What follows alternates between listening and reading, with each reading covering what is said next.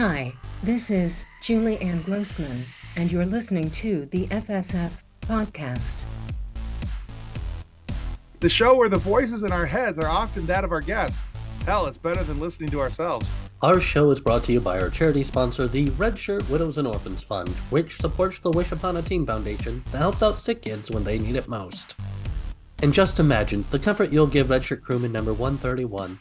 She'll know that when she puts on the red shirt and joins the starship in traversing the universe with those who boldly go, that she didn't leave her family destitute and without hope, because the Red Shirt Widows and Orphans Fund has her back, and what's left of her turbo thrusters. All right, guys, our guest today is an amazing voice actress with some stellar credits on her IMDb resume. She has credits in Star Trek Discovery. She's Etta Candy in DC's animated Wonder Woman. She's been on Spaceballs, the animated series, Star Wars, The Old Republic. Hold on, I'm catching my breath so I can keep going. Justice League Action as Hippolyta, and so much more. So I quit because there was just too much.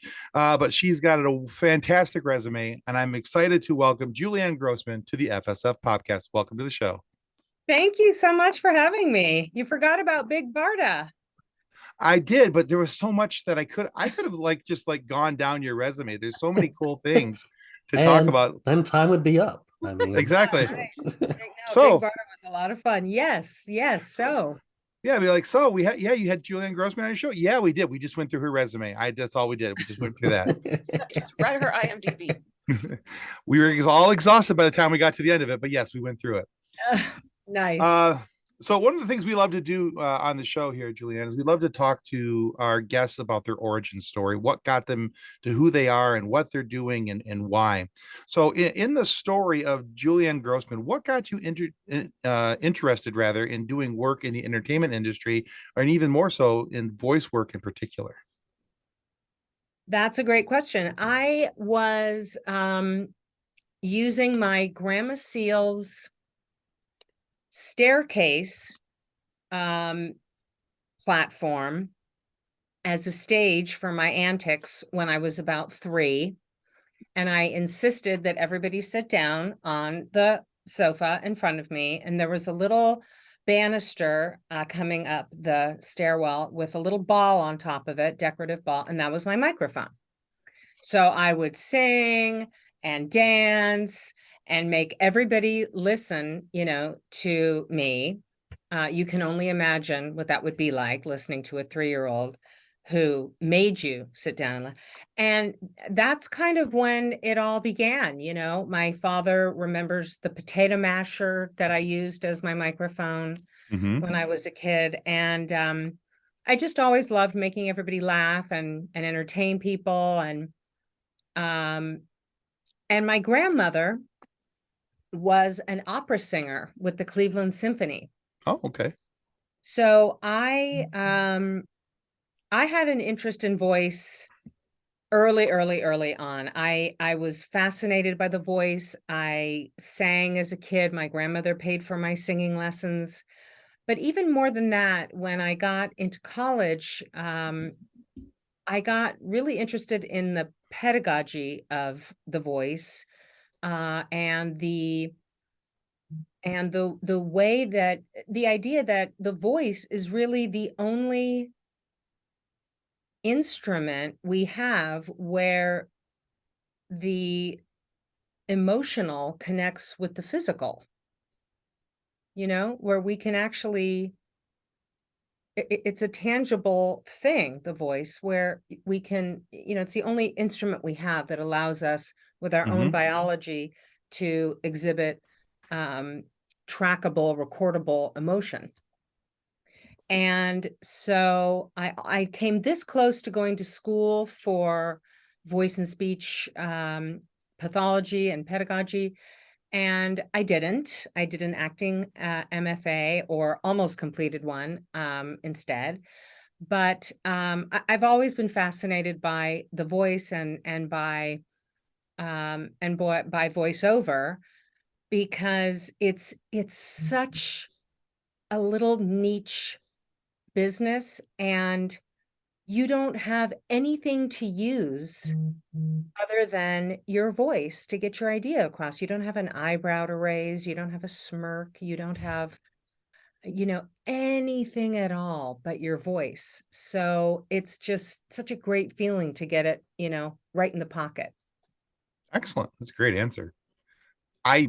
For one, used the whisk. That was my microphone when I was a kid. Oh, love it. Love it.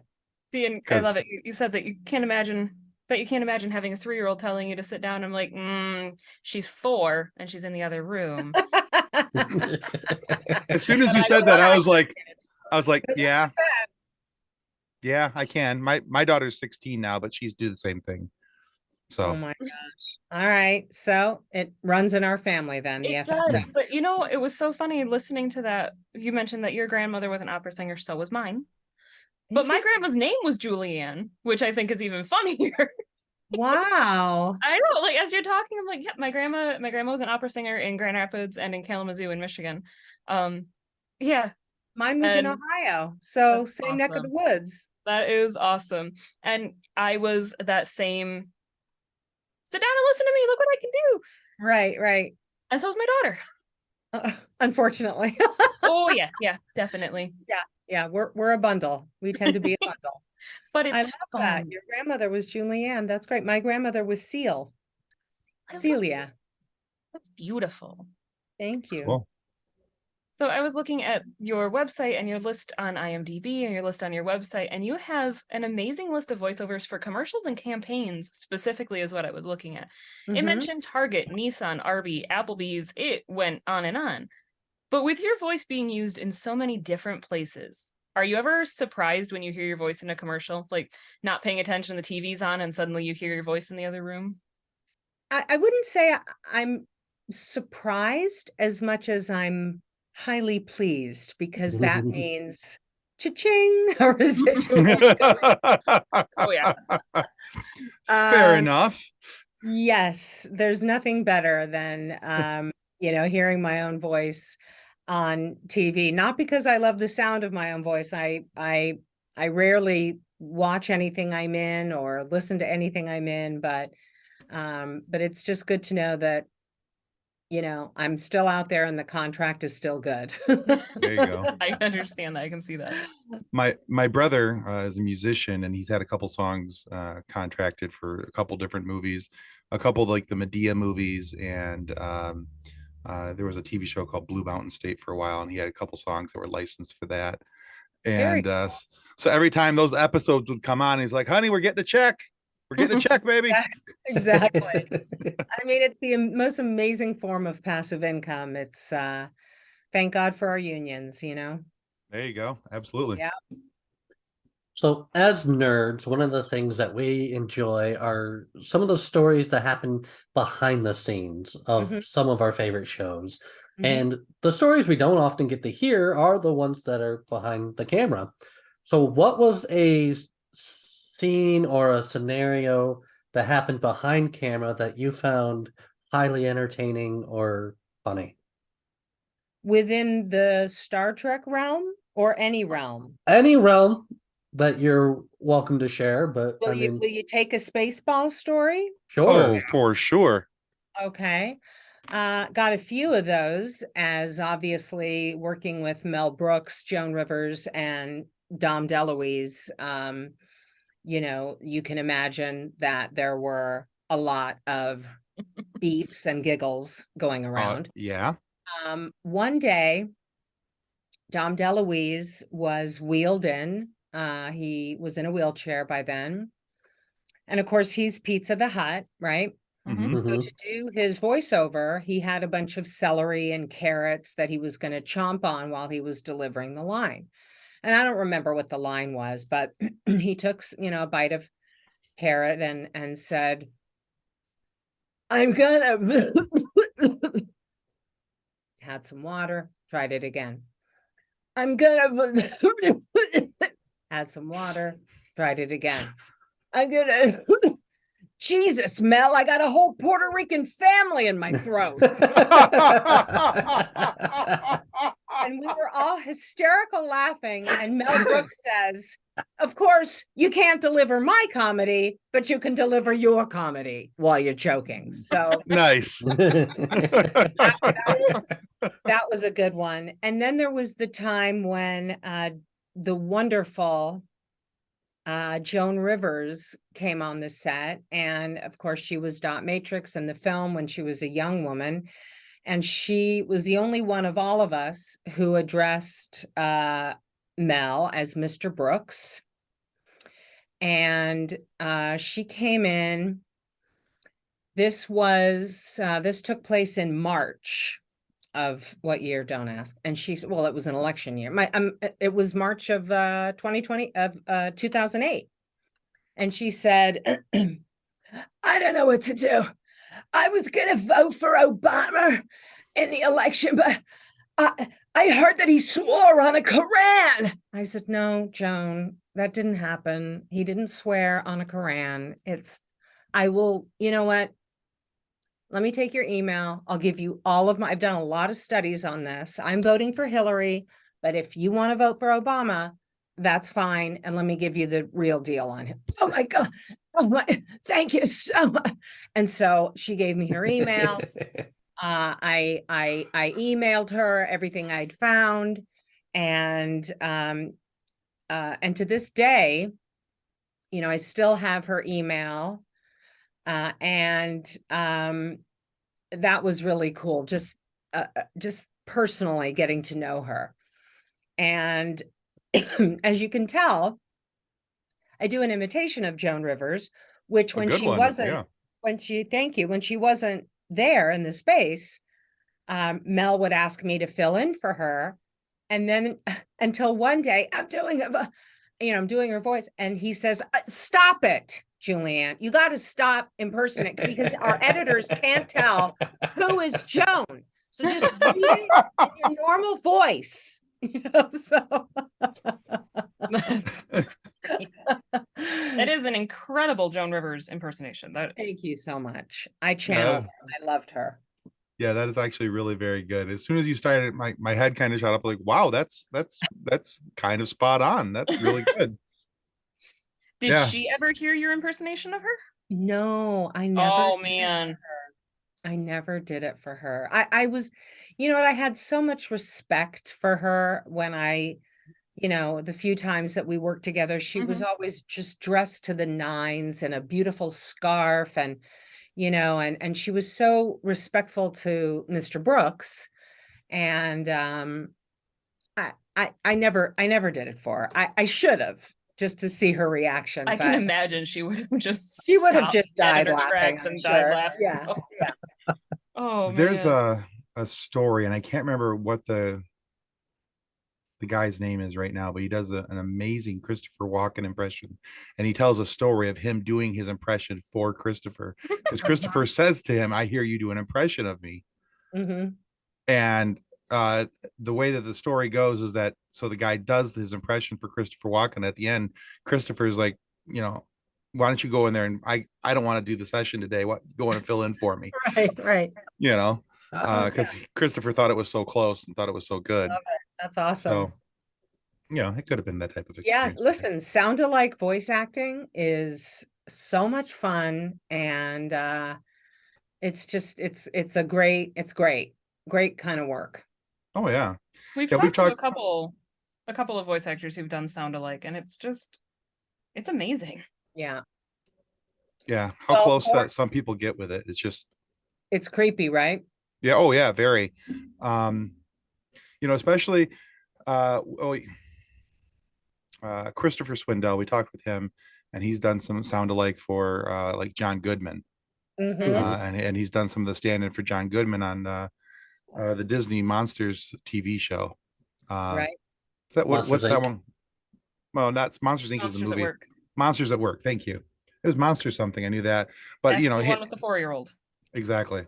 And so he did a little bit of his John Goodman for us, and I was just like, holy crap. If you close your eyes and just don't look at him doing it, because it's not that it was off-putting, because it's because it was coming out of somebody else's voice, because John Goodman's got such a recognizable, strong voice, and so when he's doing something, you're like, that's John Goodman.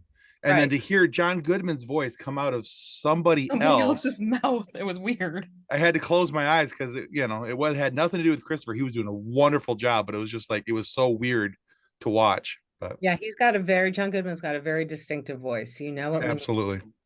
Absolutely. yeah. So, Julianne, one of your other bigger credits, and one of the reasons I originally reached out to you is because of your work on Star Trek Universe. We have a big Star Trek following in our group. And our Facebook group, I think, currently is just under 211,000 members. And Fantastic. That's yeah, great. and there's a lot of really big Star Trek fans in there and a lot of really big Star Wars fans. So, many of the folks that we talk to would love to have a hand in one of those major nerdiverses. You've been able to have a hand in both. Because of Star Wars Old Republic, you have a continuing character there throughout the DLCs and everything else. And of course, the ship's computer in Star Trek Discovery and being able to talk with the cast and do all the things that you do there. But what does it mean to you as a voice actor to have lent your voice to these two massive nerdiverses? What does it mean to me? It's so incredibly humbling, I have to say. You know, I felt the full extent of that humility when I went to my first Star Trek convention in Vegas. And, I hadn't been a Trek fan. My dad was, but I hadn't really watched, and I had absolutely no idea what to expect. And of course I thought, oh, please, a Star Trek convention. I can only men in adult diapers living in their mother's basements. And I, was so cynical and I get there,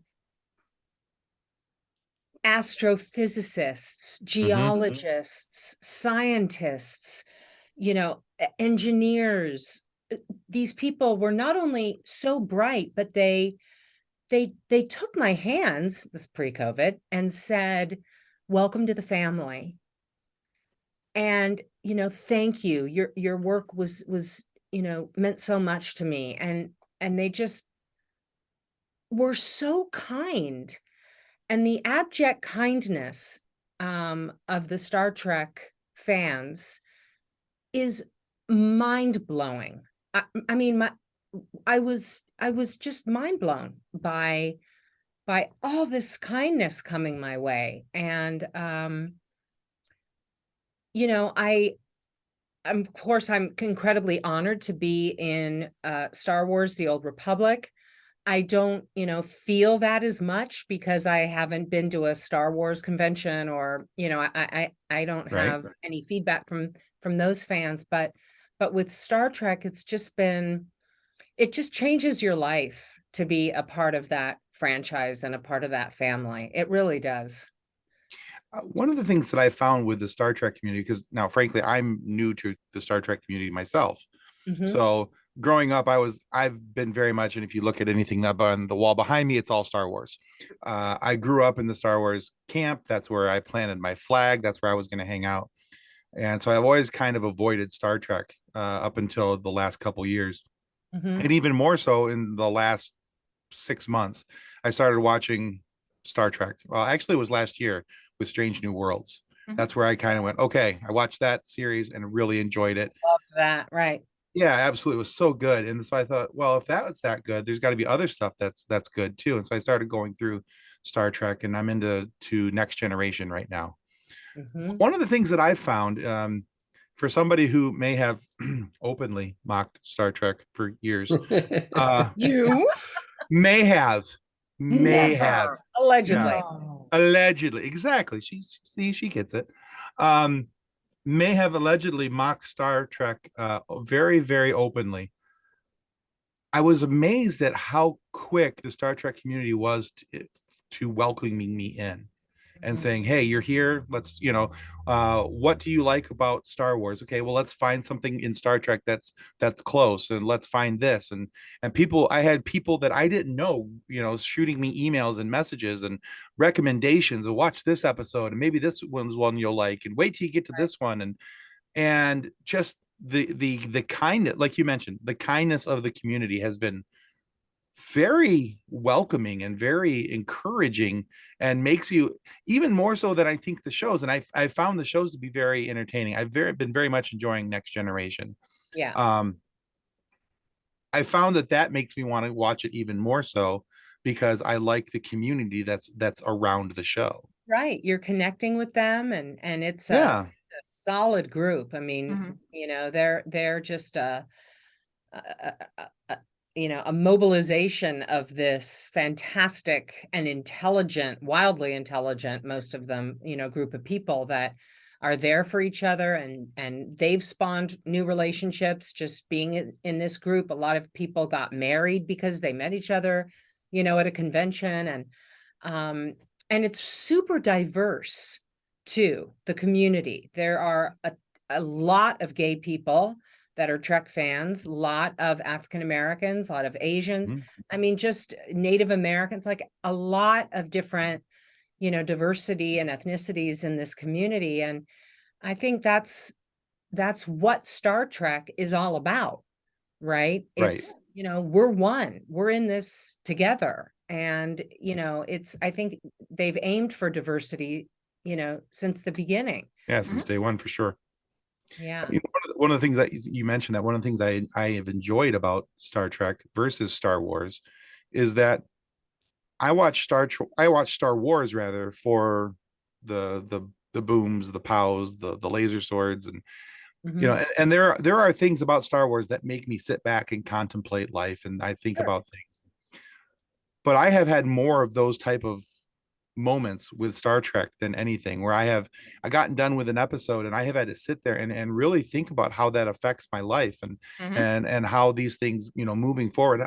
If okay, like, if that was to happen in real life, what would be the impact on our society, and how would that, because whereas Star Wars is exciting, Star Trek to me is hopeful. Yes. So it seems always hopeful and always accepting, Mhm. you know, Yes. Yeah, and that's a perfect way of putting it. so. Conflicts resolve. Mhm. Um, hope is always on the horizon. We're in this together. Mhm. Yeah, there are some really grand themes in Star Trek um, that really transcend the show. And I think have had I think that's what has created such a large following and such a close-knit community. Yeah, absolutely. And one of the things that I like about the Star Trek community is within the actors that we talk to from Star Trek, they talk about that same sense of family. The fans have that same sense of family, but also the amount of times that Star Trek actors give back, and they use their platform as Star Trek actors to be able to give back. We're Mm. actually working with Armin Shimmerman, Kitty Swink, Jonathan Frakes, John Billingsley, and their PanCam team to help Mhm. with pancreatic cancer. Yep, I found it interesting that you work with the Didi Hirsch Suicide Prevention Center. I do, and I'm so glad you brought that up. And that is an amazing, amazing thing to be involved in. Can you tell our viewers and our listeners how you got involved, how they can get involved, and why that cause means so much to you? Fantastic question, Kathleen, and thank you so much for asking that. I attempted suicide in 2002, and was subsequently involuntarily committed into 3 different psychiatric hospitals. When I got out, I did what any sane person would do. I wrote a comedy about it. My play, From Bonkers to Botox, enjoyed a sold out run in LA. I was a featured performer at the HBO Comedy Festival. The show ended up getting an NBC deal. I mean, it was successful beyond my wildest dreams. But the most important thing, and really the legacy of the play, was that I joined efforts with the Didi Hirsch Suicide Prevention Center. We were looking for a community mental health center to funnel a portion of the proceeds to. And I spoke with a couple different organizations, and Didi Hirsch was far and away back in 2005, the most organized, had the most resources available. So we were able to donate a portion of the proceeds to Didi Hirsch. I was then presented with a commendation by the organization's CEO, a woman who is still near and dear to my heart, Dr. Keita Curry. And And for 17 years, I emceed one of their biggest fundraisers, Alive and Running, the 5K. And because the cause is so meaningful to me as a person who struggles with major depressive disorder, it is so important to me to shine a light on this and to talk about it and to encourage dialogue about mental illness among people who are suffering and those who love them. And I got to tell you, this organization, which if you're in crisis or you know somebody in crisis, call 988. It's as easy as that. Call 988. You will be taken directly to one of three organizations. Didi Hirsch is one of the three. And if someone you know or love is suicidal, all you have to do is keep them safe for one day. That's it. Look over them or make sure they have someone there with them, looking over them for one day. And sometimes that's all it takes. And the next day, they're more hopeful. Or the next day, you decide, what is to be done tomorrow. But for today, you just want to keep them safe. Didi Hirsch also has what's called the Survivors of Suicide Attempts support group. I was a peer participant of one of these groups. They're incredibly effective with people in crisis who don't have a lot of money or resources on their own. They can go to this group therapy session. Also, people who have lost someone to suicide. There are support groups and therapy sessions for those who've lost someone. That is fantastic. Yeah, it's so fulfilling to be a part of their world. Well, I am so grateful that you failed your attempt. I'm very bad at it. I'm very bad. That is one of the best things to be bad at. Absolutely. And that you are using that to help others. That is absolutely amazing. Thank you. Thank you. Thank you for being willing to talk about it. And thank you for being able to put it into a format that will not only entertain people, but also get the point across.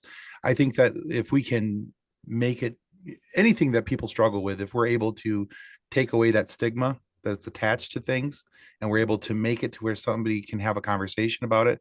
Now, whether it's because of a comedy you wrote where people can have a giggle or two and then realize, what the topic is and what's going on, and then have a conversation because of that, or just having the conversation. I think both ways are fantastic, and whatever gets the job done, really, in that sense, in my opinion. We're chipping away at that stigma, because there is such a stigma about suicide and suicide prevention and people struggling with various levels of mental illness and all these things. So thank you for being willing to talk about that. My pleasure. That's the hardest part, that the thing that is the core of your person, the thing that deserves the most care, the most love, the most attention, is the thing that is so highly thought of as being terrible that you're getting help for it. It's like, no, it is, your brain is you. If any other part of your body was hurt, you would take care of it.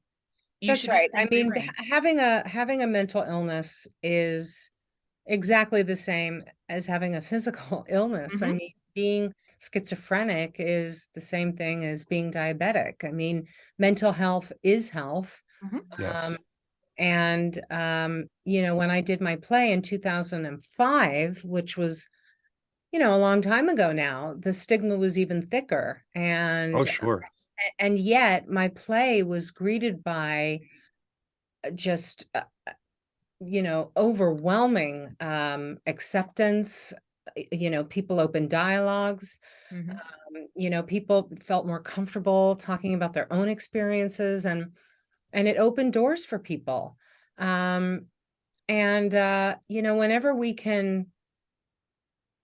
Whenever we have empathy, for someone who is suffering, maybe we don't have the experience, but if we can empathize with them and just listen, sometimes that's all that's needed. Agreed. Definitely.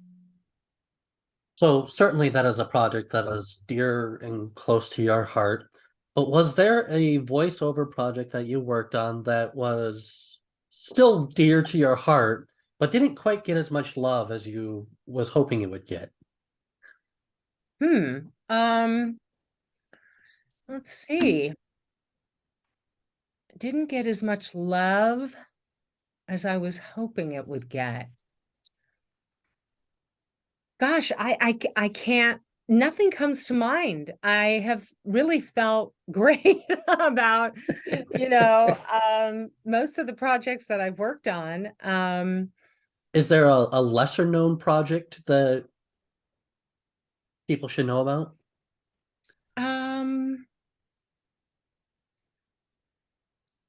Well, I'm really proud of the work that I did in the Rage 2 video game. Mm.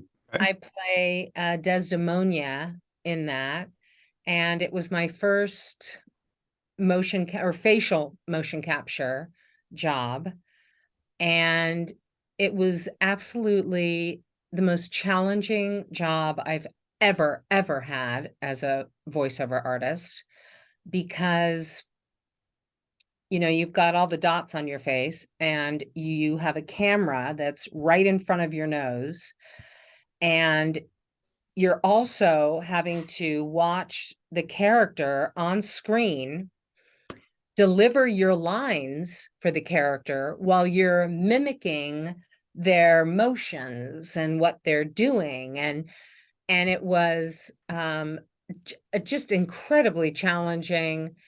And at the end of the day, the character didn't look like me per se. I mean, she was a dominatrix in her late 60s, so I'm glad.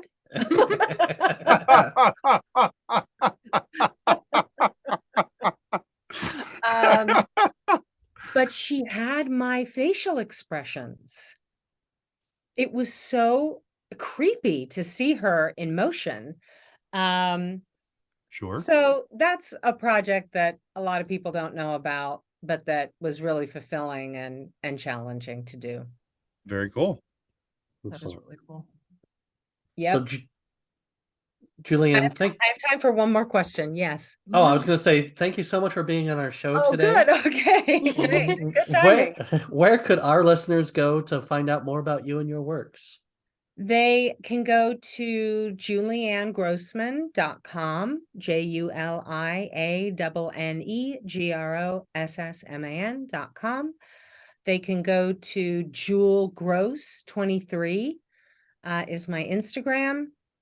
I can't remember what my Twitter is. And they can, of course, go on YouTube. And I've got a bunch of stuff out on YouTube too. They can also go to Julianne Grossman on Facebook to see some stuff and reach out to me. And honestly, I'm really bad at social media. So if anybody does reach out, please don't be offended if it takes me a while to get back to you. I will. I'm just terrible on it. Well, we will definitely link your website, your socials, so that people can see what you've got coming out. And we will also link for Didi Hirsch so that people can figure out how to help with that as well. That's didihirsch.org. Thank you. DIDIHIRSCH.org. Thank you. Yeah, for doing that. absolutely. Very much. We will include those. All right, guys, I want to remind you that subscribing is the single most important thing you can do to ensure that we get more amazing guests like Julianne Grossman here today to have these great conversations with and funny moments for you to be able to listen to. So please subscribe. Go check out our Discord and our new Patreon page. You know you want to. And go check out Julianne's work as well. She's got some really cool stuff out there. In fact, we barely scratched the surface of all the cool work that she's done. If you go check out her IMDb page, you're going to be spending at least the next 20 minutes going, ooh, wow, she was in that. Holy cow. Anyway, but yeah, there's a whole thing. But if for whatever reason you are not happy with the content of our show today, please feel free to lodge a complaint with the head of our complaint department. That, of course, is Julianne's microphone. Now, if you go to her website, juliannegrossman.com, you'll see that her microphone stalks her and that there's some level of concern here. That is true. Yeah, so only send in one copy of your complaint because being a sentient electronic, It will know how to properly file and amplify the need for punishment of bad podcasters like ourselves. And to be honest, once it's done stalking Julianne, we can be sure that it's going to hunt us down and make us pay for our podcasting crimes against humanity. I can't be positive, guys, but I do think this is where Skynet starts. I've Well, never been thanks scared again, of a Julianne. microphone before. Thanks so much, you guys. I This was appreciate amazing. it. And thanks for having patience. I know it was a while till I got back. So Not a worry. thank you Thank you guys. so much. You're welcome. All right, guys, that's going to conclude us for the FSF PopCast. Goodbye. Ciao. On behalf of the rest of the hosts of the FSF PopCast, we want to thank you for listening to this episode. If you'd like to be a guest on a future episode, please contact us by means of Twitter or Instagram using the handle @FSF PopCast, or go to www.fsfpopcast.com and click on the Contact Me link. Thanks again, and hope you enjoyed the episode. Copyright 2023 FSF PopCast.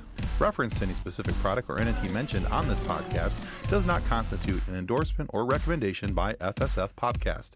The views expressed by the guests are their own, and their appearance on the program does not imply an endorsement of them or any entity they represent. If you have any questions about this disclaimer, please contact us via email at info@fsfpopcast.com. Original music by Jordan Michaels.